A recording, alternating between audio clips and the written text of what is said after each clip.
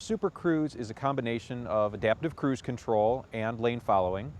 Adaptive cruise control is like conventional cruise control, except it uses sensors to detect other vehicles, and when other vehicles are detected, it will pace your vehicle behind the others. Lane following uses radars and cameras to detect the lanes and other objects and have the vehicle follow the lane, and those two combined together are Super Cruise.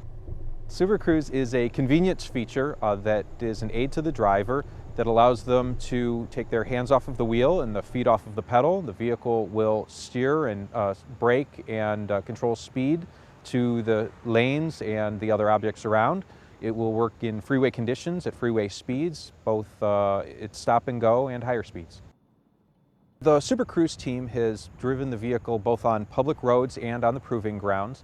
We've driven the vehicle for thousands of miles, and we're able to test safely and confidently.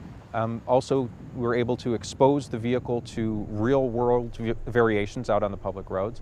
And we've also used our driving simulator to gather information on drivers to see how the system best interacts with them.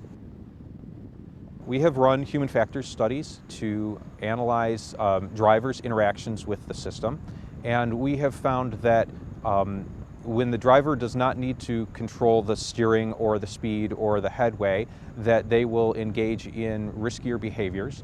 And so we're developing Super Cruise with functionality to help determine the state of the driver and take actions to help make sure that they're attentive. We're working to make the system as elegant and intuitive as possible. So engaging the system will be as simple as pressing one button on the steering wheel.